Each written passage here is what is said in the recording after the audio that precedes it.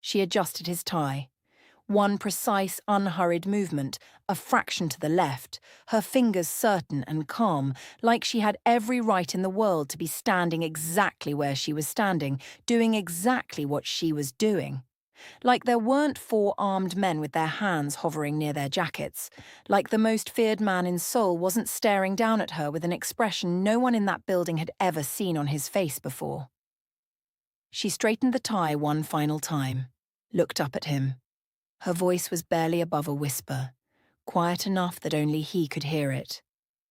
Your driver has a gun that isn't his service weapon. He's been reaching for it since he walked in. Don't get in the car. She held his gaze for one full second. You look good, by the way. 3 minutes earlier, Naomi Carter had been nobody. Just a woman sitting alone at a lobby cafe table in the Grand Hyatt Gangnam, laptop open, coffee gone cold, watching Seoul move through the glass walls of one of its most expensive hotels. 11 days in this city. One failed job interview that morning. Enough money in her account for 2 more weeks before the situation became something she couldn't talk herself out of. She had been people-watching the way only someone with nowhere urgent to be can. Absorbing everything, cataloguing faces, reading the room out of pure habit, the way her mother had always told her was going to get her into trouble one day. Her mother had not been wrong. She had noticed the driver the moment he came through the side entrance. Not because he looked dangerous. He didn't. Not obviously. He looked like every other suited professional moving through that lobby. But his right hand kept drifting to his left side every 30 seconds, hovering near his jacket, then returning to his hip. Over and over, like a tell he couldn't stop performing. And when the man in the charcoal suit had entered through the main doors, the one the entire lobby seemed to unconsciously reorganize itself around, Naomi had watched the driver's jaw tighten in a way that had nothing to do with professionalism and everything to do with someone managing something enormous happening inside them. She had closed her laptop, she had stood up, and before any rational thought could talk her out of it, she was already moving. Now she was here, standing in the wreckage of what had been a perfectly ordinary Tuesday morning, with 4 armed men staring at her and the most unreadable pair of eyes she had ever encountered looking down at her from a face that was, objectively, inconveniently, devastating. She dropped her hands, stepped back, turned around and walked back to her table, sat down, picked up her cold coffee, and stared into it like it might tell her what on earth she had just done. 3 seconds of absolute silence held the lobby. Then his voice, low, unhurried, built for obedience. Stop. She stopped.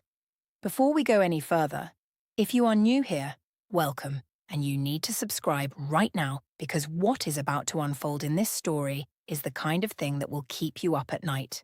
Hit the like button, drop a comment telling me what you think Naomi just walked into. And let's get back to Seoul. What happened next took 45 seconds. Hyun-Jae, though she still didn't know his name, gave his head of security Choi Sung-min a single nod. The kind of nod that contained an entire instruction.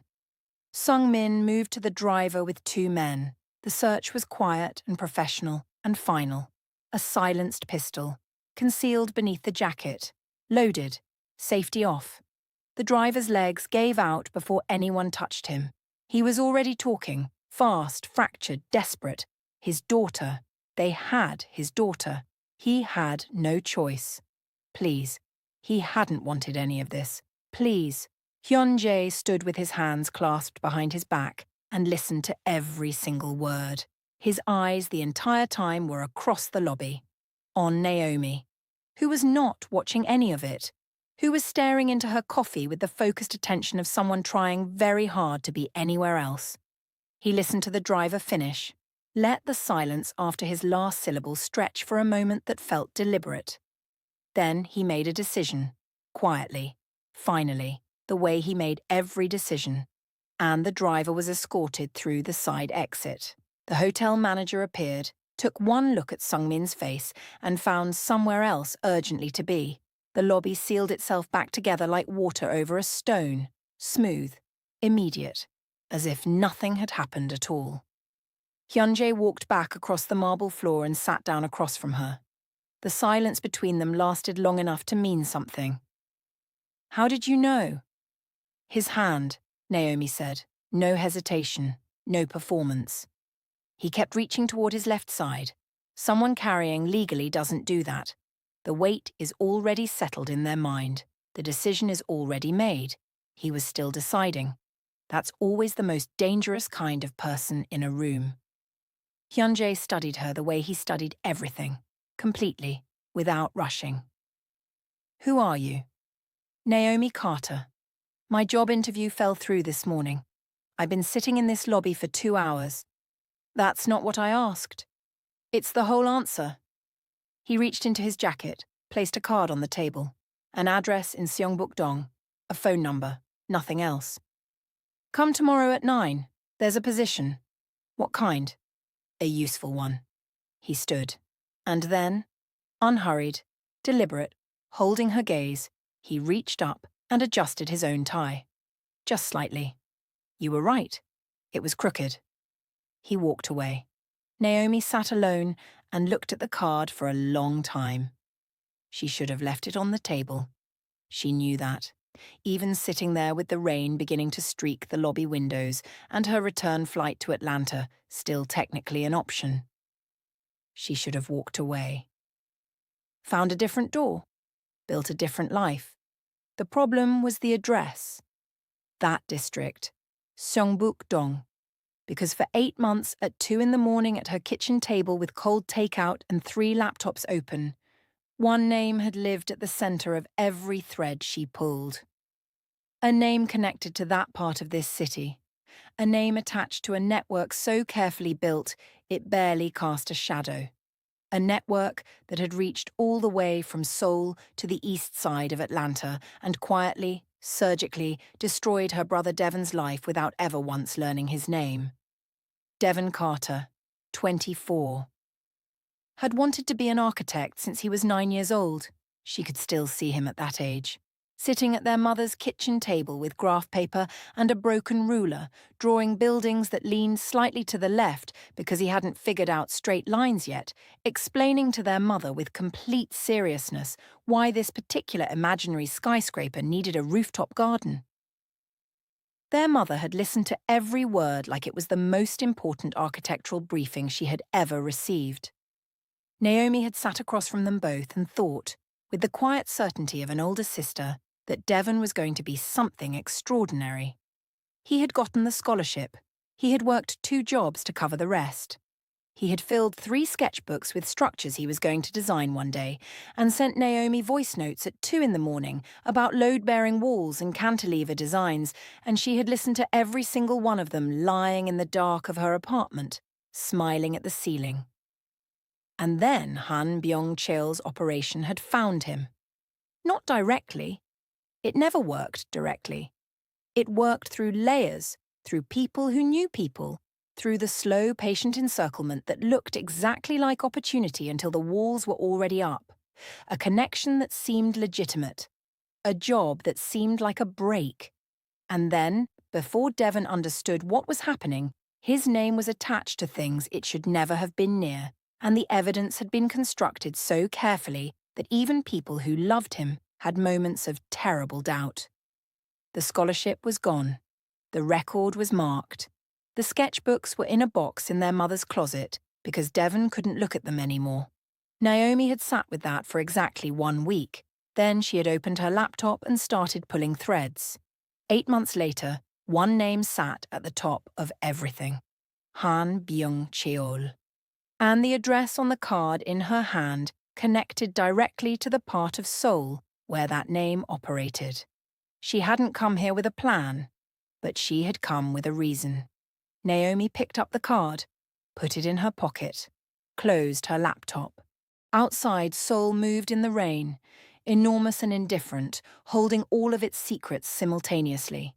She had no idea, sitting in that lobby, that she had just saved the life of the one man in this city with both the power and the proximity to give Devon Carter his future back. She would find that out soon enough. If you are watching this and you haven't subscribed yet, Do it now. Because this story is just finding its feet, and where it goes next is going to make your heart do things you weren't prepared for. Subscribe, hit the bell, and let's continue. The mansion in Seongbuk-dong swallowed her whole. That was the only way to describe it.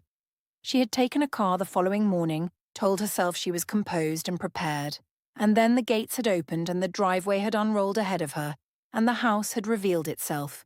Stone and glass and silence, set back from the road behind walls that were decorative in the way that a polite warning is decorative. And every composed, prepared thing inside her had quietly revised itself. She was met at the entrance by Choi Song-min, who looked at her the way a mathematician looks at an equation that hasn't resolved yet. He showed her through the entrance hall and explained the position in a voice that contained exactly 0 unnecessary words. Household management, oversight of domestic staff, legitimate, well paid, and watched. Though he didn't say that last part because he didn't need to. She understood immediately that the job was real. She understood just as immediately that the scrutiny was realer. She was given a room in the East Wing, shown the parts of the house that were hers to move through freely. The staff moved around her carefully, eyes down, voices low, with the particular economy of people who had learned that in this house, unnecessary things had a cost. She told herself she was here for Devon, that this was the only reason she had picked up the card, that the man who had sat across from her in the hotel lobby and looked at her like she was a problem he intended to solve was simply a proximity to Han Byung-cheol, a door she needed to stay inside long enough to find what she was looking for. She told herself this with great conviction for approximately 4 days. Then things became considerably more complicated. On her third evening in the mansion, she was looking for a briefing folder she had been asked to file when she took a wrong turn down a corridor she hadn't been shown. She heard it before she found it. Or rather, she heard the absence of it. Silence of a specific quality coming from behind a door that was open by a fraction. She should have kept walking. She kept walking. And then she stopped. Through the fractional gap in the door, she could see him. Hyun-Jae. Alone. No guards, no Sung-min, no briefings on the desk. He was standing at the window with his back to the room, looking out at the garden below, and he was utterly, completely still. Not the controlled stillness she had seen in the lobby, not the armoured composure he wore like a second suit everywhere she had seen him since. This was different. This was a man in private, and in private, Kwon Hyun-Jae looked like someone carrying something very heavy that he had been carrying alone for a very long time. He didn't move, didn't check his phone, didn't review a document, just stood at the window with the weight of his own world visible in the set of his shoulders in a way that it never was when anyone was watching. Naomi stood in the corridor for exactly 5 seconds. Then she made herself walk away, quietly, quickly, before he turned around. Before she had to account for what she had just felt, standing in that hallway, watching a powerful man be briefly, privately human. She filed the folder, went back to her room, sat on the window seat. She told herself it meant nothing. She was a spectacularly unconvincing liar. The slow burns started small the way all the most significant things do. On the 5th morning, she made his coffee herself, left it outside his office door. No knock, no note, just the coffee exactly right. Black, stronger than the kitchen staff made it by default, temperature unreasonable. And she was already at the other end of the corridor before his door opened. That evening, when she returned to her room, there was a plate of food outside her door. The dish she had mentioned once, in passing, to one of the kitchen assistants that she missed from home. Someone had heard that. Someone had remembered it and made a decision about it. No note. Naomi stood in the corridor holding the plate and looked at the empty hallway. Of course, she said softly, to nobody. She smiled at the ceiling that night. She was fairly certain. No proof, just the particular certainty of someone who had been paying close attention, that somewhere on the other side of the mansion, behind a closed door, so did he. It continued. Neither of them acknowledged it directly. That was the unspoken agreement. This thing existed only in the space between actions, never in words, never named. It was safer that way. It was also, Naomi was discovering with some alarm, more consuming than anything direct would have been. One afternoon in the second-floor library, she was alone, practicing Korean out loud, working through a passage that was defeating her. The same phrase over and over, her accent reshaping it, correcting, trying again. She was so focused she didn't hear him in the doorway. She didn't hear him until his voice came from across the room. Quiet, precise, saying the phrase once, correctly, the way it was supposed to sound. She turned. He was already leaving. Just the word hanging in the air and the ghost of him in the doorway and her heart doing something she had not given it permission to do. She sat with the echo of his voice, saying that one word for an unreasonable amount of time. Then there was the meeting. A routine briefing, household logistics, where they both reached for the same document at the same time. His hand. Her hand. Fingers almost touching over a sheet of paper that suddenly contained the entire atmosphere of the room. Both went completely still for 1 second. Neither looked up. Neither acknowledged it. The meeting continued. Neither of them heard another word that was said. Sung-min, sitting across the table, looked at his pen. Said nothing. He was a professional. And then, the rain. She had been crossing the rear courtyard on a routine errand when the sky opened without warning the way Seoul skies do in autumn. Sudden and complete, and absolutely committed. By the time she made it back inside, she was soaked through, locks dripping, wringing out her sleeve in the corridor and laughing at herself because there was genuinely nothing else useful to do about it. She heard footsteps rounding the corner. She looked up. Hyun-Jae stopped. He looked at her, soaking wet, shoulders shaking with quiet laughter, completely unbothered by the state of herself. And something happened to his face that it had absolutely no business doing in a corridor of his own house. Something open and unguarded that he caught approximately 1 second after it arrived and closed off immediately. He disappeared without a word. 2 minutes later, a staff member appeared with a towel, dry clothes in her exact size, and a cup of ginger tea. The specific kind she had mentioned once, in a conversation she hadn't even been certain he was in earshot of. "From the household stores," the staff member said, already retreating. Naomi looked at the tea, looked at the dry clothes, looked at the empty corridor. "Of course," she said, the same 2 words, the same soft tone. She changed, wrapped both hands around the tea, and sat on her window seat, and looked at the rain, and thought about a man who could silence a room with 1 word and apparently could not say a single direct thing to her if his empire depended on it. She thought about this for considerably longer than was sensible. What she didn't know, what she had no way of knowing, was that at the other end of the mansion, behind the closed door of his private study, Kwon Hyun-Jae was sitting at his desk doing absolutely no work. He had opened a briefing document, read the first line, closed it. He was thinking about a woman who adjusted strangers' ties in hotel lobbies and laughed in the rain like it was a gift rather than an inconvenience, and looked at him, consistently, persistently, like he was just a man. He was not accustomed to being looked at like that. He was not accustomed to wanting anything he hadn't chosen to want, and yet here it was, arriving daily, in small and specific and completely ungovernable forms. He was, though he would not have used this word, entirely undone. He was also running out of time.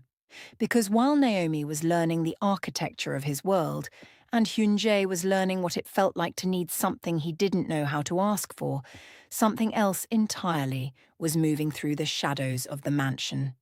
Patient, methodical. 3 years in the building. Its name was Han Byung-cheol, and it was almost ready. She found out on a Wednesday evening in a corridor she wasn't supposed to be in after hours. She had gone to return a book to the second-floor library. Late, later than usual. The corridor passed a wing that was technically off-limits to staff after 9, but had never been given a reason, and Naomi was constitutionally incapable of respecting a rule without a reason. She heard the voices before she reached the library, 2 of them, low, fast, in Korean that was clearly intended to be private. She slowed, stood completely still in the dark.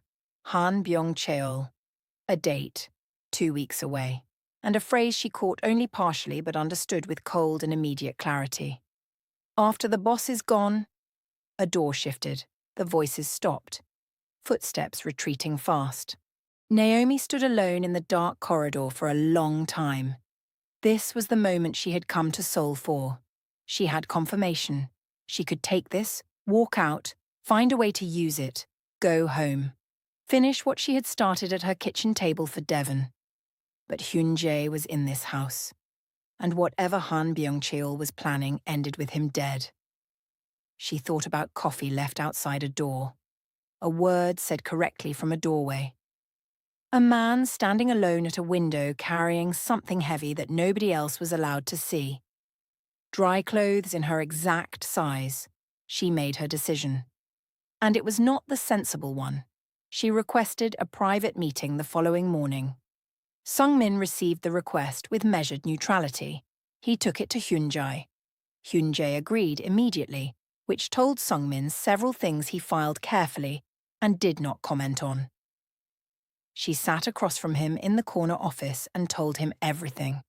The voices, the date, the phrase. Han Byung-cheol's name spoken inside his own house by people on his payroll. The driver in the lobby wasn't the plan, she said. It was the opening move. He's already inside your house. He's been building this for a long time. Hyun-Jae was completely still, something cold and precise moving behind his eyes. You could have left instead. You had enough. I could have not said anything in that hotel lobby either. He looked at her, the recognition of a pattern, a consistency in her that he was only now fully seeing.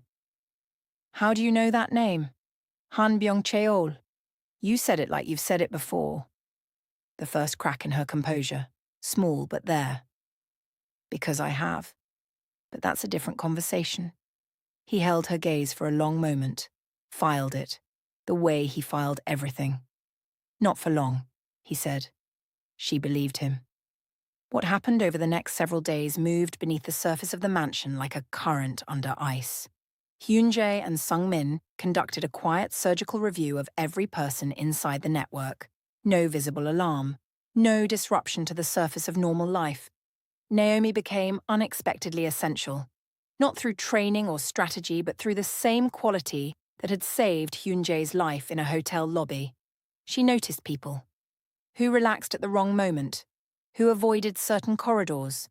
Who looked at Hyun-Jae with a fraction too much studied neutrality? The performed kind, the kind that was working to hide something. Hyun-Jae watched her work from across rooms. She never knew he was watching.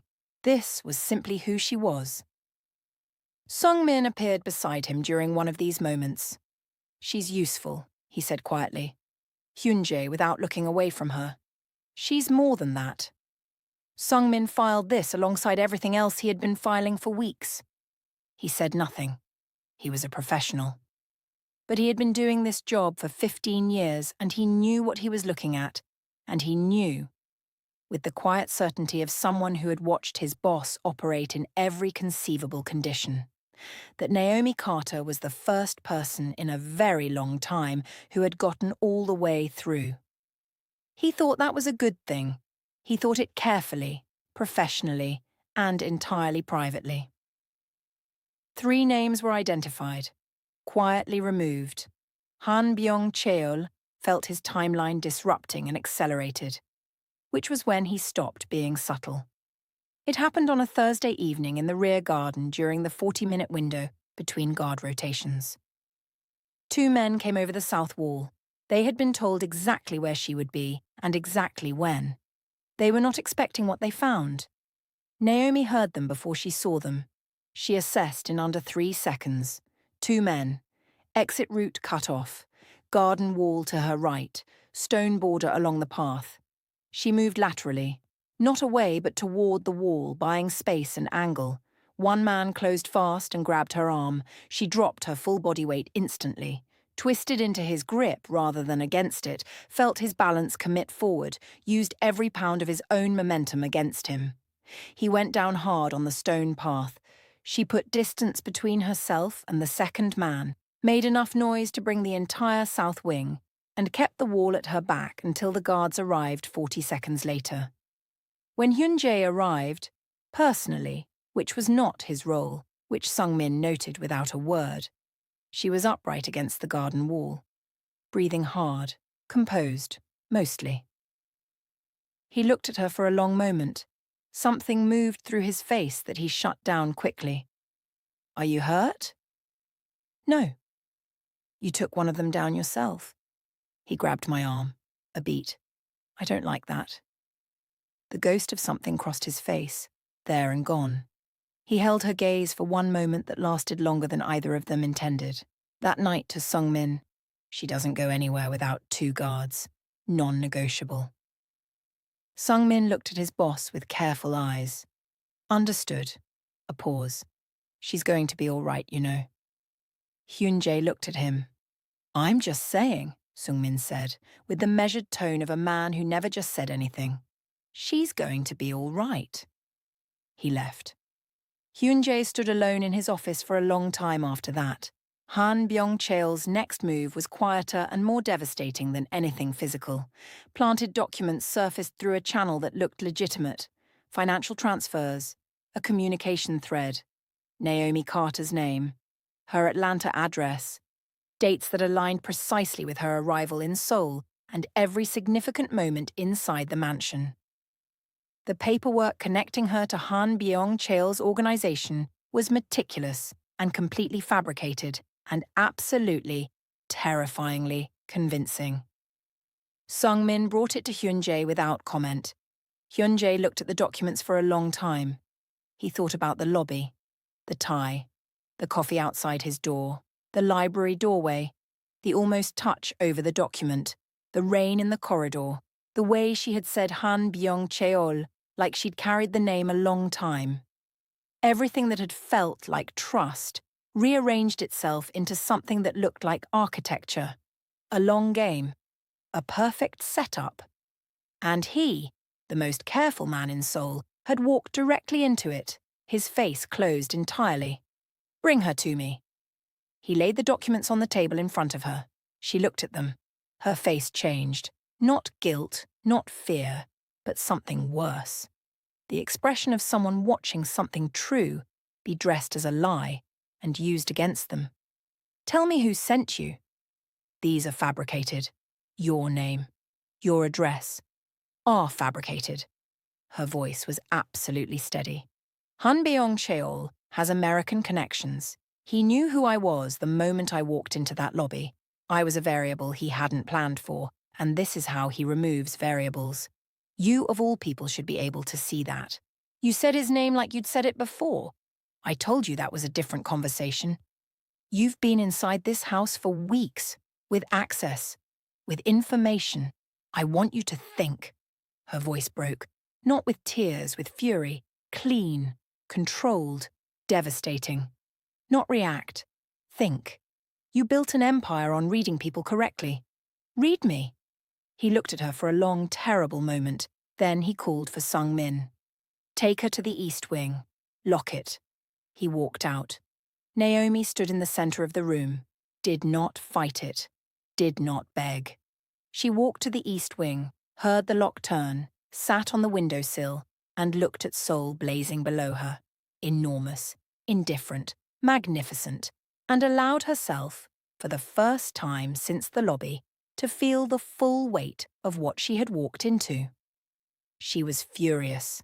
She was hurt in a way she had not given herself permission to be until this exact moment, hurt in the specific way that only arrives when someone you have quietly, privately, completely begun to trust looks at you and chooses not to. She sat in the dark. And she waited. Hyun-Jae went back to his office, sat down, opened the documents, read them again. Then he sat back and thought about the lobby, The tie, the coffee, the library, the almost touch, the rain, the garden wall, upright, composed. He grabbed my arm. I don't like that. The way she had looked at him from the very first moment, like he was just a man, just a person. Like the empire and the fear and the 15 years of carefully constructed distance were things she had simply decided not to be impressed by. He closed the documents. He got up, walked down the corridor, down the East Wing hallway, past two guards who looked straight ahead. He stopped outside the locked door, and he sat down on the floor, not to confront her, not to question her. Not for any reason he could have explained to any person in his world, including himself. He just sat there, on the floor of his own hallway, outside a locked door, in the dark. On the other side of the door, Naomi heard him stop. She knew it was him. She had no rational explanation for this, only that the quality of the silence changed when he was nearby and had been changing for weeks, and she had been pretending not to notice, and she was done pretending. She pressed her back against the door and closed her eyes. Neither of them spoke. The hallway held them both. Seoul glittered beyond the window at the end of the corridor, indifferent and blazing, holding its millions of stories simultaneously. He sat there for 20 minutes. Then Sung-min appeared around the corner. He stopped dead. The most feared man in Seoul was sitting on a hallway floor with his back against a locked door, and Choi Sung-min, 15 years, everything he had seen, everything he had managed, stopped dead and stood there for 1 full second before he did anything at all. Then he walked forward, quietly. He crouched down to his boss's level, something he had never done, a gesture that cost him nothing and meant everything, and held out the folder. The transfers route through a shell company that appears in 3 other confirmed Seoul operations, he said, quietly. The signature on the communication thread predates her arrival in Seoul by 2 years. The server has fabricated evidence before. He paused. I also accessed her personal search history. 8 months. Devon Carter. Korean Syndicate. Seoul. He let that sit. She came here for her own reason, Sung-min said. But she saved you before she knew who you were. She stayed when leaving would have been easier. She told you the truth when lying would have protected her. A pause. And this was the part that cost Sung-min something. The part he said not as a security chief, but as a man who had been watching for 15 years and knew what he was looking at. I've seen 100 people try to get close to you for what you have. She's the first person I've ever watched get close to you in spite of it. He straightened, left the folder in his boss's hands. You were wrong, he said. 3 words, twice in 15 years. Hyun-Jae read the folder on the floor of the hallway. When he finished, he sat with it for a moment that felt like longer. Then he stood up, looked at the locked door. He took out the key himself. She didn't turn around when the door opened. She heard it, heard his footsteps, stayed at the window with her arms crossed and her eyes on the city that had been holding her in suspense for weeks. He told her. The documents were fabricated. Sung-min had found everything. She had been right. Silence. Naomi? She turned around. She was not tearful. She was the kind of furious that lives directly next to devastated and knows exactly what it wants to say and will not be talked out of saying it. You looked me in the eye. After the lobby, after the driver, after the kitchen staff, after the garden wall, you looked me in the eye and chose the paper over the person. The evidence, I know what the evidence looked like. I'm telling you what you chose. A pause. I came to Seoul for Seoul. Yes, because he destroyed my brother's life and never once answered for it, and I followed the thread until it led here. I found a door, and I walked through it, but I warned you in that lobby before I knew your name. I stayed in this house when I had everything I needed to leave. I told you everything. She stopped, looked at him directly. Not because of Devon, because of you. The last 4 words landed in the room like something that couldn't be taken back. He didn't try to take them back. He stood with them. "I know how to run an empire," he said finally. His voice was different, stripped of the armor, all the way down. "I know how to read a threat and protect what I've built and make decisions that don't leave room for error. I don't know how to—" He stopped, tried again. "I haven't trusted anyone in 15 years. Not once. And when I saw those documents, I felt something I didn't have a category for, something I didn't know how to hold. So I handled it the only way I know how. By locking it away," she said. "Yes." The silence between them was enormous and completely honest, and neither of them looked away from it. "Devon," she said finally, quieter now. The fury still there, but underneath it something more fragile and more real. "His name is Devon. He's 24 years old. He wanted to be an architect. He used to send me voice notes at 2 in the morning about buildings, load-bearing walls, cantilever designs, rooftop gardens. And I would lie in the dark, listening to all of it and think that he was going to be something extraordinary." She stopped. "Han Byung-cheol has never once said his name. To him, Devon was just a number in an operation. That's what I can't forgive." Hyun-Jae absorbed every word, every syllable of it. "Tell me everything," he said quietly. "All of it. About Devon. About Han Byung-cheol. About the 8 months. Why?" "Because Devon matters."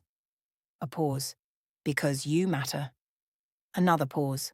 Longer, harder. The most difficult sentence this man had built in 15 years. "And I handled this wrong. Let me make it right." Naomi looked at him for a long time. At this man who sat on hallway floors outside locked doors and left books outside rooms without notes and said one word from library doorways, and looked at her from windows for longer than he needed to. At this man who had just stripped every piece of armor off in a room where he had only ever been fully protected and was standing there anyway. She sat down, and she started to talk. Still watching. "Drop a comment right now. Tell me what moment hit you hardest. And keep going because we are almost at the finish line and it is worth every second." What Hyun-Jae did with the information she gave him was a thing of cold, precise, unhurried brilliance. He fed a single piece of false intelligence through the one channel he had deliberately left open. A location, a time, the suggestion of vulnerability from a man who was never vulnerable. Han Byung-cheol had been patient for 3 years. Patience has a breaking point, and his had been reached. He came to an industrial site on the southern edge of Seoul, expecting chaos and leverage and the beginning of everything he had been building toward. He found Hyun-Jae, standing in the dark, composed, waiting, Sung-min behind him, a full team in the shadows of the building around them. What happened to Han Byung-cheol's operation that night was not loud or dramatic. It was thorough. Every layer, the network, the planted operatives, the financial structure, the 3-year patient construction of a quiet takeover, came apart with the efficiency of something that had been understood completely before it was touched. Han Byung-cheol was not killed. Hyun-Jae was far too strategic for that. Dead men became symbols, and symbols were harder to manage than men. What Han Byung-cheol became instead was a warning, the kind that didn't need to be repeated. But Hyun-Jae also did something else, something that had nothing to do with his empire. He spent 2 hours that night dismantling Han Byung-cheol's American network, the reach that had extended to Atlanta, the connections that had encircled Devon Carter, the suppressed evidence, the corrupted records, the paper trail constructed to trap a 24-year-old who had wanted to design buildings and had filled 3 sketchbooks with proof of it. All of it. Surfaced, documented, passed through channels that would hold, to people who had the authority to use it. Devon Carter was going to get his day. Not tomorrow, but it was coming. It was coming, and it could not be stopped. Hyun-Jae stood in the aftermath and felt something he didn't have a word for. Not the cold, clean satisfaction of a resolved threat. Something warmer. The feeling of having done something right for someone who deserved it and would never know who had done it. The feeling of being a person rather than a position. He called for the car. "Take me home," he said. The mansion was past midnight quiet when he returned. He walked through the entrance hall and up the stairs and down the east wing corridor and knocked on her door. She opened it. Not surprised to see him. Or if she was, she had made peace with it before she answered. She was still dressed. The window seat held the impression of someone who had been sitting there a long time. Her book was open on the bed beside a pen that hadn't moved in hours. And behind her on the bed, a bag, half-packed. He looked at the bag, looked at her. Han Beong-cheol's American network, he said. It's done. The evidence about Devon has been passed to the right people through channels that will hold. He'll have his day. Something moved through her face, fast and layered and entirely unguarded, too many things at once to name. She stared at him. You didn't have to. I know. The silence between them held everything that hadn't been said yet. He looked at the half-packed bag. You walked through 4 armed guards for a stranger. You stayed when it was dangerous. You told me the truth when everything around me was constructed to make me not believe it. A pause. And you're packing. I didn't know what else to do, she said. The particular honesty of someone who has run out of comfortable options and is done pretending otherwise. Stay, he said. One word. From a man who had not asked anyone for anything in 15 years. It landed in the room with the full weight of everything it had taken to say. Hyun-Jae, not for the job, not because it's safe. He stopped. This man had built an empire with words. Precise, strategic, final. He was standing in a doorway at midnight, completely unable to finish a sentence and making no move to hide it. I haven't turned away from a window first in 15 years, he said finally. Not once, not for anyone, until you. Naomi looked at him for a long time. At this man standing in her doorway without armor or strategy or any of the considerable defenses he had constructed between himself and the world. Just him. Just this. She stepped forward. She reached up. She adjusted his tie. One precise, unhurried movement. A fraction to the left. Full circle. All the way back to a hotel lobby on the worst Tuesday of her year. Her fingers certain and calm, and everything she hadn't said out loud in weeks contained in one gesture. His breath changed. She felt it beneath her hands. That's what you were doing, he said quietly, in the lobby. I was telling you to pay attention. To the driver, and to me. He reached up, slowly, deliberately, eyes never leaving hers, and tucked one of her locks back from her face, the mirror of her gesture. Completely intentional, everything he had been not saying since a hotel lobby in Gangnam contained in one unhurried movement. I'm scared, Naomi said, quietly, honestly, no performance.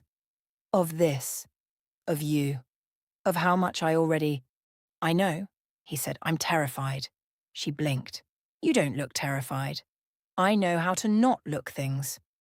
Low, stripped down, entirely true. I've been not looking terrified since the lobby. She looked at him, this man who sat on hallway floors and said words from library doorways and remembered exactly how she took her tea. And she felt the last wall between them dissolve not with drama, but with the quiet inevitability of something that had been decided a long time ago and was only now being said out loud. She closed the distance. The kiss was quiet, unhurried. The kind that doesn't need to announce itself because it has been earned by every single moment that came before it.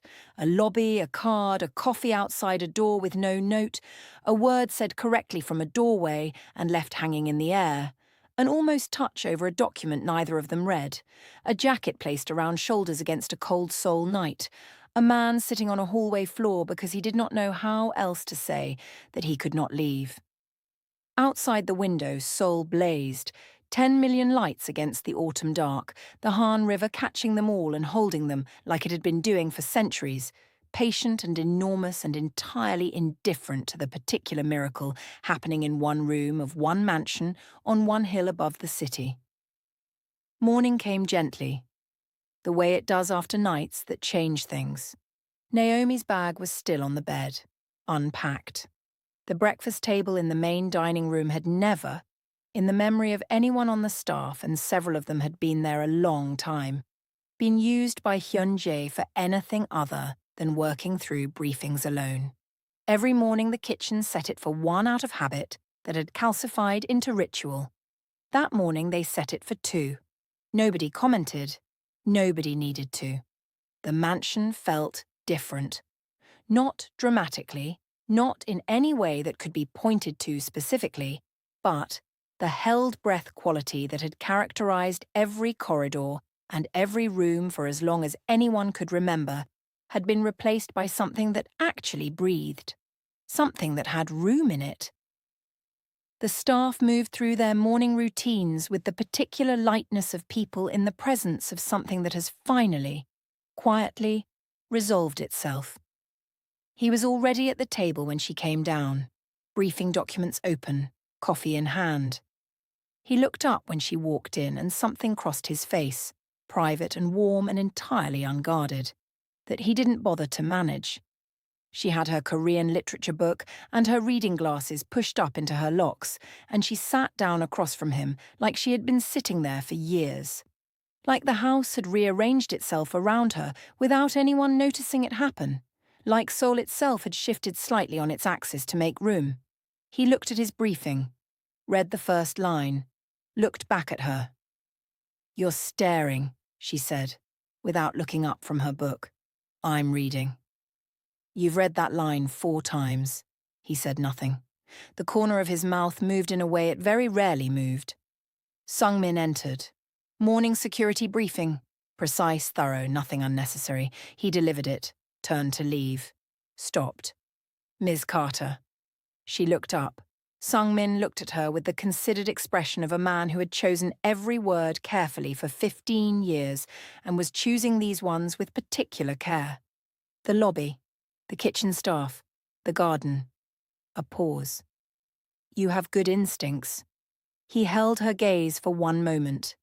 And in that moment, in the eyes of the most economical man in Seoul, the man who had crouched down to his boss's level in a hallway and said the thing that needed to be said because someone had to, there was something that went beyond professional assessment, something that said, "I believed in you before he did. I want you to know that." Then he left, because he was Sung-min and he was a professional, and he had a job to do. Naomi looked at Hyun-Jae. He was looking at his coffee with the careful, studied expression of a man who was absolutely, completely privately delighted and was doing a mediocre job of not showing it. Did he just... "Don't make it strange," Hyun-Jae said. She laughed, warm and full and completely unguarded, the kind of laugh that found every corner of a room that had spent 15 years running on silence and filled all of them simultaneously. He looked up, and he smiled, small, private, belonging to no audience, performed for no one, existing only in this room at this table, in this specific morning light, just for her.